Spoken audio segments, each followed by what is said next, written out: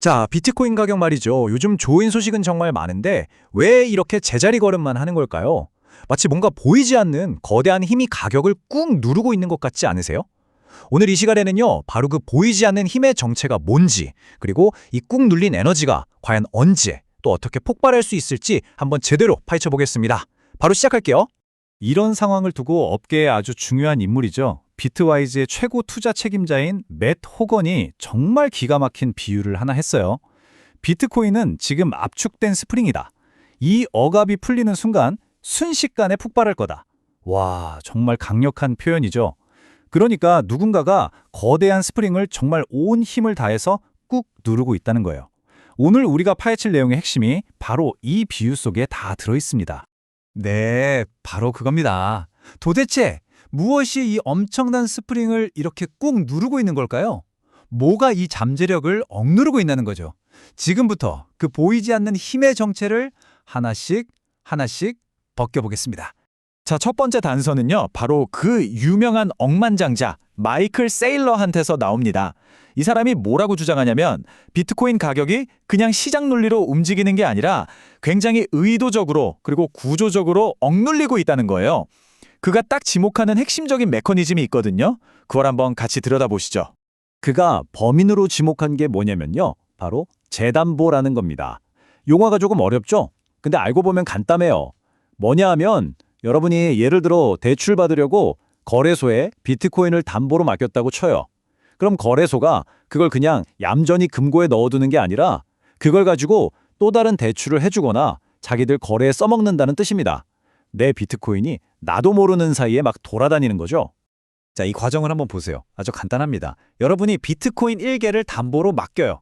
그럼 대출기관이 그걸 받아서 자기들 마음대로 또 굴리는 겁니다. 결과적으로 어떻게 되냐? 여러분의 그 비트코인 1개가 시장에서는 마치 3개, 4개짜리 매도 물량처럼 작용하게 되는 거죠. 실물 비트코인은 딱 하나인데 서류상으로만 존재하는 종이 비트코인이 막 여러 개 생겨나면서 공급량이 인위적으로 뻥튀기 되는 겁니다. 이게 핵심이에요. 이게 잘 와닿지 않으시면 마이클 세일러가 든 이 비유를 한번 들어보세요. 훨씬 쉬워져요. 우리가 은행에서 집 담보로 대출받았다고 해서 은행이 우리 집을 막 여기저기 10번씩 팔고 다니진 못하잖아요. 그쵸? 상식적으로 말이 안 되죠. 그런데 디지털 자산 세계에서는 바로 그런 말도 안 되는 일이 지금 벌어지고 있다는 겁니다. 이게 바로 가격을 누르는 구조적인 하방 압력의 진짜 원인이라는 거죠. 자, 그런데 말이죠. 이 현상을 그냥 가격을 억누르는 나쁜 거구나 라고만 생각하면 좀 단순한 접근일 수 있어요. 여기서 우리가 한 걸음만 더 깊이 들어가서 시장이 돌아가는 메커니즘을 좀 더 정교하게 들여다볼 필요가 있습니다. 네, 지금 보시는 이 표가 정말 중요합니다. 우리가 보통 비트코인 공급량 하면 2100만 개, 딱 이것만 생각하잖아요. 이게 바로 실제 공급량입니다. 변하지 않는 절대적인 숫자죠. 하지만 시장 가격을 실제로 움직이는 건 이게 아니에요. 바로 경제적 공급량이라는 게 따로 있습니다. 여기에는 실제 비트코인뿐만 아니라 아까 말한 재담보된 비트코인, 선물, ETF 같은 가상의 공급까지 전부 다 포함되는 개념입니다. 시장은 이 경제적 공급량을 보고 움직이는 거죠. 맞습니다. 바로 이 지점이에요. 이런 재담보 같은 레버리지 구조가요, 시장이 안 좋을 때는 매도 압력을 더 키워서 가격을 더 강하게 억누르는 역할을 해요. 하지만 반대로 시장이 좋아지면 어떨까요? 그때는 이게 가격을 미친 듯이 밀어 올리는 아주 강력한 연료가 되는 겁니다. 그러니까 이건 그냥 가격을 누르기만 하는 장치가 아니라 위로든 아래로든 움직임을 훨씬 더 크게 만드는 변동성 증폭기라고 보는 게 훨씬 더 정확한 표현인 거죠. 사실 지금까지 얘기한 재담보보다 훨씬 더 근본적으로 비트코인 가격을 쥐고 흔드는 힘이 있습니다. 그게 뭐냐? 바로 글로벌 유동성입니다. 쉽게 말해서 전 세계에 돈이 얼마나 많이 풀려 있냐는 거죠. 각국 중앙은행들이 돈을 얼마나 찍어내는지, 시중금리가 어떤지, 바로 이런 거시경제 지표들이야말로 비트코인 가격의 향방을 결정하는 가장 중요한 열쇠라는 겁니다. 자, 그럼 이제 본론입니다. 이렇게 팽팽하게 압축된 스프링을 마침내 터뜨릴 그 방아쇠, 그 트리거는 과연 뭘까요? 지금부터 시장의 판도를 완전히 뒤집어 버릴 수 있는 5가지 결정적인 이벤트를 하나씩 짚어보겠습니다. 첫 번째, 그리고 어쩌면 가장 중요한 트리거는요, 바로 앞에서 말씀드린 글로벌 유동성의 확장입니다. 전 세계 중앙은행들이 다시 돈을 풀기 시작하는 거죠. 금리를 내린다거나 자산을 사들인다거나 하는 식으로요.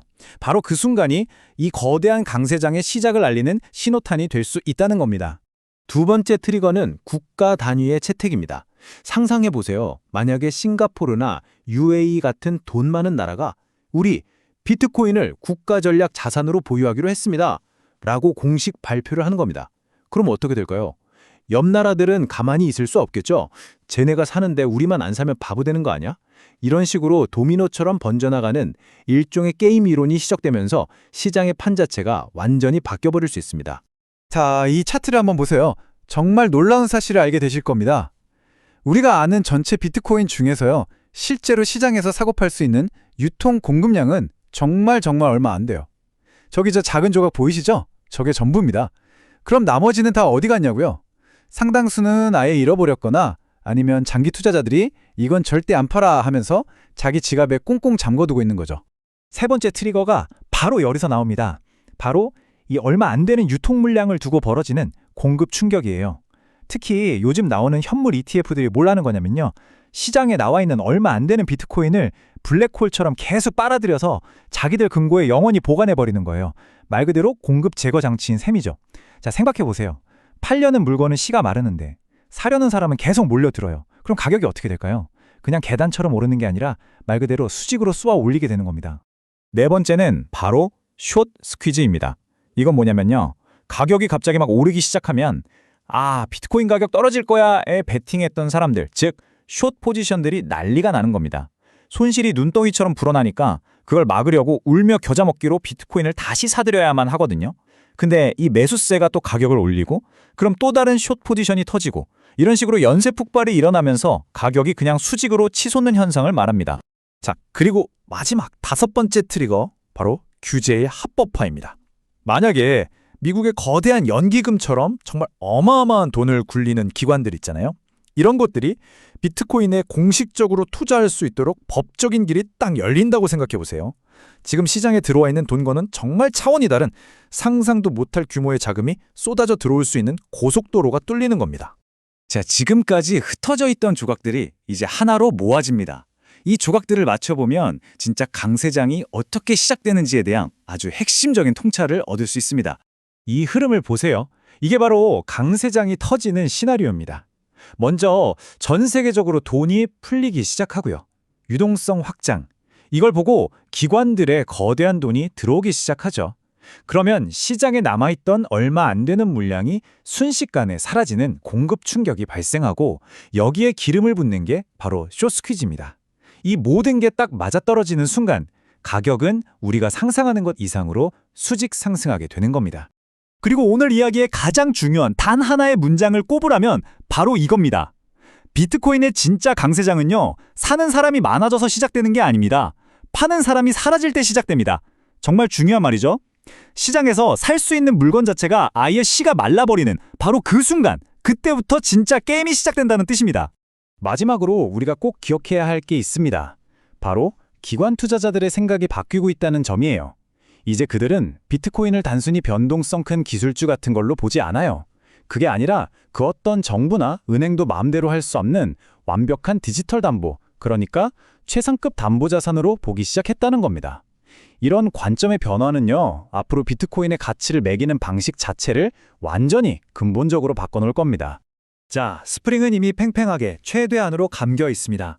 그리고 오늘 우리는 그 스프링을 터트릴 수 있는 5개의 방아쇠를 함께 살펴봤죠. 이제 여러분께 묻겠습니다. 여러분이 보시기엔 이 5개의 방아쇠 중에서 과연 어떤 것이 가장 먼저 당겨질 것 같으신가요?